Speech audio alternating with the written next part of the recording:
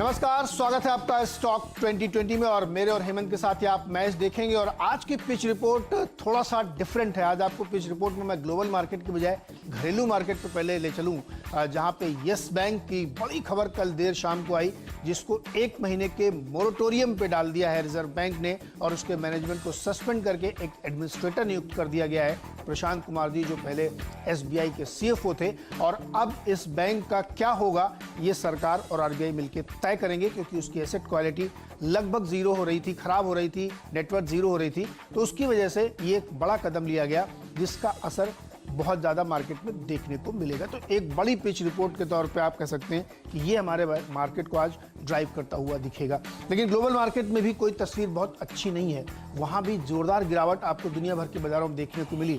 आज आप पढ़ेंगे तो तमाम दुनिया भर की रिपोर्ट्स कह रही हैं कि कोरोना ही सबसे बड़ा डर है। और जिस तरीके से जिगजैग पूरे हफ्ते हुआ है, 1000 पॉइंट की रैली, फिर 1000 पॉइंट गिरा, फिर 800 पॉइंट चढ़ा, फिर 800 पॉइंट गिरा, ये एक सिनेरियो ऐसा दिखा रहा है कि लोगों को सचमुच ये नहीं पता है कि हम किस दिशा में जा रहे हैं। वैक्सीन बन रही कि नहीं बन रही है, एंटी दवा बन रही कि नहीं बन रही है, कुछ किसी को कोई आइडिया नहीं है। इसलिए मार्केट में इतनी अनसर्टेनिटी है और यही वजह है देखें आप दुनिया भर के बाजार में तगड़ी गिरावट देखने को मिल रही। तो एक अनसर्टेनिटी भरा माहौल, उसमें से यस बैंक ने एक टॉपिंग ऑन द आइस कर दिया कि यहाँ पे एक और नेगेटिविटी इसमें जोड़ दी। तो इस बीच में आपको हमें ट्रेड कराना है कि कैसे आप इस माहौल में, जहाँ चारों तरफ इस समय नेगेटिव खबरें दिख रही हैं, कैसे लॉन्ग पोजीशन बनाए या शॉर्ट पोजीशन बनाए, इसी को लेकर के हम आए। तो पिच रिपोर्ट फिलहाल सजेशन ये दे रही है कि स्थिति बहुत अच्छी नहीं है। हेमंत बिल्कुल सही कह रहे हैं। तो पिच रिपोर्ट ढीली है। आपको क्या करना चाहिए? आपको 2020 नहीं खेलना चाहिए, आपको खेलना चाहिए टेस्ट मैच। नाम हमारे शो का जरूर 2020 है क्योंकि ये सब पहले से बना हुआ है, लेकिन आपको खेलना चाहिए टेस्ट मैच। और टेस्ट मैच तब तक खेलना चाहिए जब तक ये कोरोना का वायरस का संकट देखिए निकल नहीं जाता। और इसीलिए आप याद करिए, पिछले अब तो मेरे ख्याल में 2 हफ्ते हो गए, मैं हर रोज़ शुरुआत करता हूँ HDFC बैंक, HDFC लिमिटेड से, बजाज फिनेंस, बजाज फिनसर्व से। रणनीति में आज भी कोई चेंज नहीं है, लेकिन आज एक ये चेंज है कि अब आप ठंडे दिमाग से सोचिए। यस बैंक की दिक्कत तो हुई है। यस बैंक में जहां पर जितने भी खाताधारी हैं वो आज क्या करेंगे, वो लाइन लगाएंगे, कोशिश करेंगे कि अपना पैसा निकालें।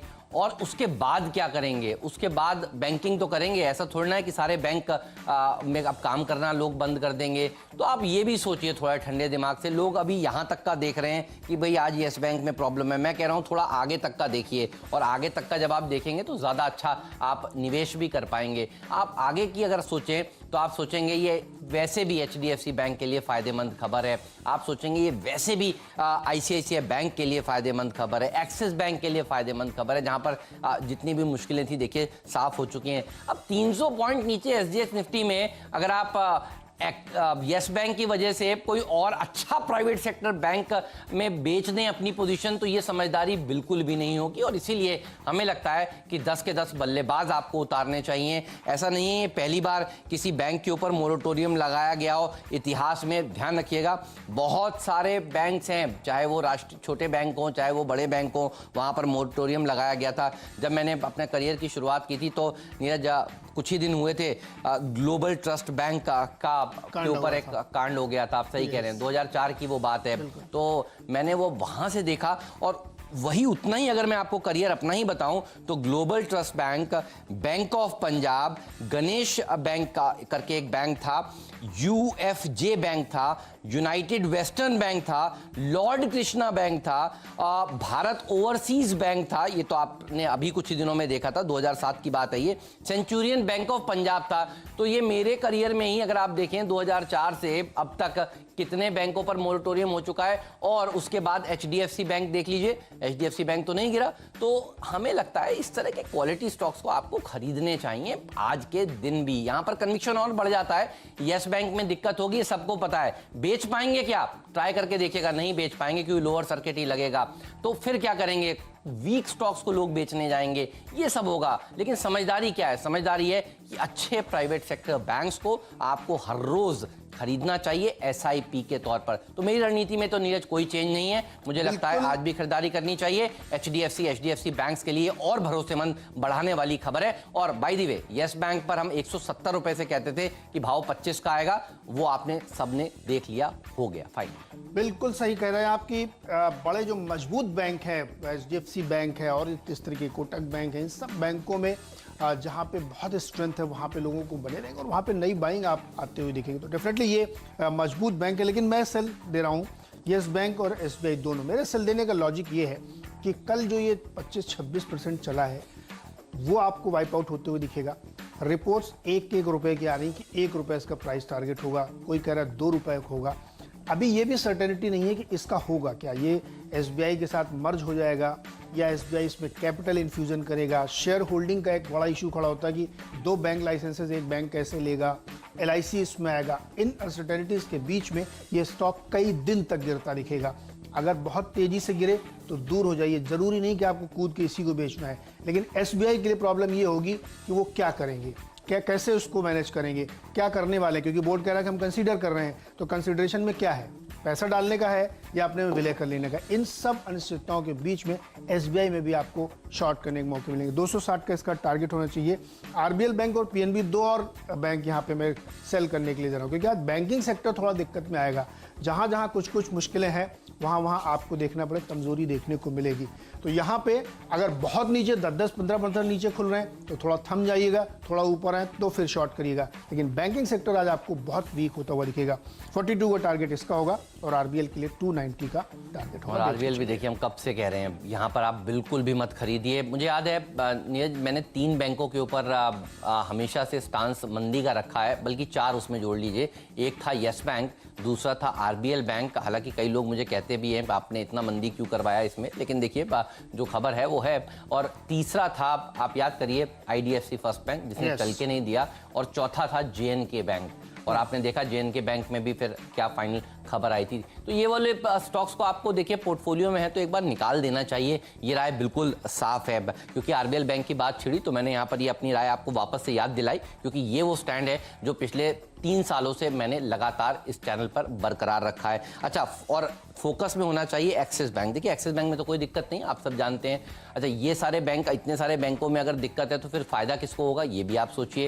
एक्सिस बैंक जैसे बढ़िया प्राइवेट सेक्टर बैंक्स को इसका लाभ होता हुआ नजर आएगा। शिखा शर्मा के जाने के बाद आपने देखा आप किस तरह की बढ़िया प्रदर्शन स्टॉक ने दिखाया है, अच्छी तेजी यहाँ पर देखने को मिली है। इस पर रखिएगा नजर, इवन ICICI बैंक पर रखिएगा नजर। अगर आज यस बैंक की गलती की वजह से, राणा कपूर की, बल्कि एक इंडिविजुअल की गलती की वजह से यस बैंक में गिरावट होती है और बाजार में गिरावट होती है, तो फिर इस ICICI बैंक और एक्सिस बैंक और HDFC का क्या कसूर है, आप ये सोचिए। तो फिर आज इस तरह के स्टॉक्स को आपको खरीदने चाहिए। ये सेंटीमेंट के तौर पर जरूर गिरेंगे, लेकिन यहां पर समझदार लोग तो देखिए खरीदेंगे। अगर आप फंड मैनेजर का हैट पहने तो दरअसल आप वैसे ही सोच रहे होंगे जैसा मैं आपको बता रहा हूं। और फिर मैं आपको याद दिला दूं, ये स्टॉक 2020 के लिए एडवाइस नहीं है, ये एडवाइस टेस्ट मैच वाले खेलने वाले लोगों के लिए, क्योंकि 2020 का दिन ही नहीं है। बहुत वॉलिटिलिटी देखने को मिलेगी, क्योंकि शो हमें करना है इसीलिए हम कर रहे हैं, लेकिन हम कोशिश करते हैं कि अपनी रणनीति ट्वीक कर दें आपके लिए ताकि आपका हो लाभ। तो शॉपिंग लिस्ट तैयार रखिए। आज यस बैंक की वजह से बहुत सारे प्राइवेट सेक्टर बैंक्स में गिरावट देखने को मिलेगी, उनको खरीदने की कोशिश करनी चाहिए। और फिर मैं यही कह रहा हूं, एक साथ सारा पैसा एक ही शेयर में ना डालें, आप स्टैगर्ड वे में खरीदें और टॉप क्वालिटी के स्टॉक्स ज्यादा अच्छा प्रदर्शन दिखाएंगे आगे चलकर, जब ये कोरोना वायरस का डर खत्म हो जाएगा। तो HDFC बैंक पहली पिक है और उसके बाद बाकी के सारे प्राइवेट सेक्टर बैंक्स के ऊपर भी आपकी नजर जरूर होनी चाहिए। अगला स्टॉक है मेरा डॉक्टर रेड्डीज और यहाँ पे भी सेल कॉल है। दरअसल US FDA ने एक जांच करी इनकी और उस जांच में इनके लिए 3 ऑब्जर्वेशंस, इनका एक नया प्लांट है मलायगुड़ा, उसके लिए जारी किया है। और ये API मैन्युफैक्चरिंग का प्लांट है। और इस समय आप देख रहे हैं जिस तरह से API की डिमांड बढ़ रही है और API की ज़रूरत है, वैसे में अगर कोई ऑब्जर्वेशन US FDA की तरफ से आता है तो ये स्टॉक के लिए, कंपनी के लिए काफ़ी दिक्कत हो सकती है। हमें लगता है स्टॉक में भी आज प्रेशर देखने को मिलेगा। डॉक्टर रेड्डीज 3100 के टारगेट के साथ बेच के चलिए, लेकिन अब बारी खरीदारी की और वो है हिंदुस्तान यूनिलीवर। कल आपको हमने बताया था, टीम में शामिल किया था, स्टॉक ने 3% का रिटर्न दिए। कल हमने 2 बहुत हाई टिकट साइज रखे थे, 3M इंडिया और हनीवेल, उसमें भी आपने पैसे कमाए। तो इस समय की रणनीति जैसा भी हेमंत बता रहे थे, मैं बता रहा हूं कि टॉप क्वालिटी के स्टॉक्स में आपको लॉन्ग जाना है, कमज़ोर क्वालिटी के स्टॉक्स में आपको शॉर्ट जाना है। तो यहाँ पे HUL जैसे स्टॉक जहाँ पे आपको मौके मिलते हैं, अगर आज ये नीचे मिले तो आप अपने पोर्टफोलियो में शामिल कर लीजिएगा, अदरवाइज तो ये बहुत ही बढ़िया स्टॉक है, ट्रेड करना चाहिए। 2250 के टारगेट के साथ हिंदुस्तान यूनिलीवर में आपको लॉन्ग पोजीशन बनानी चाहिए, क्योंकि ये स्टॉक्स ऐसे हैं जो आपको हमेशा साथ देते हैं। और कल हमने इसको 12:30 बजे हमने एक शो किया था, उसमें भी शामिल किया था। हमने आपसे बताया था कि अगर आप 25 साल का रिटर्न देखेंगे तो 38 गुना ये स्टॉक बढ़ा है। तो ऐसे स्टॉक से हमेशा मौके का फायदा उठाना चाहिए, ट्रेड भी कर सकते हैं, पोजिशनल भी ले सकते हैं और पोर्टफोलियो भी रख सकते हैं। 2250 के लिए आज का टारगेट होगा, खरीदारी करके चले। इसी के साथ एक छोटा सा ब्रेक लेते हैं और जब ब्रेक से लौट के आएंगे तो आपको बताएंगे फ्री हिट, पिंच हिटर और साथ ही कैप्टन चॉइस वगैरह।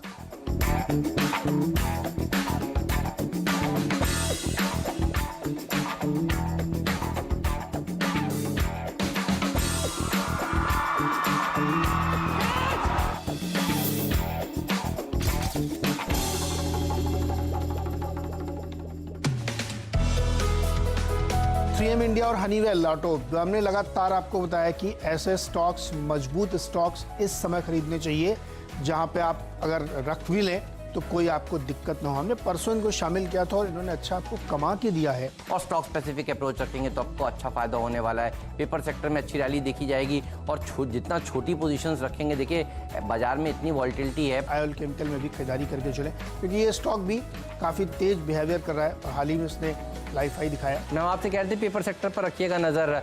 देखिए ये चारों पेपर कंपनियों ने आज आउट परफॉर्मेंस दिखाया है। Honeywell, 3M all time favourite stocks अच्छा प्रदर्शन दिखा रहे थे आज। आरती ड्रग्स और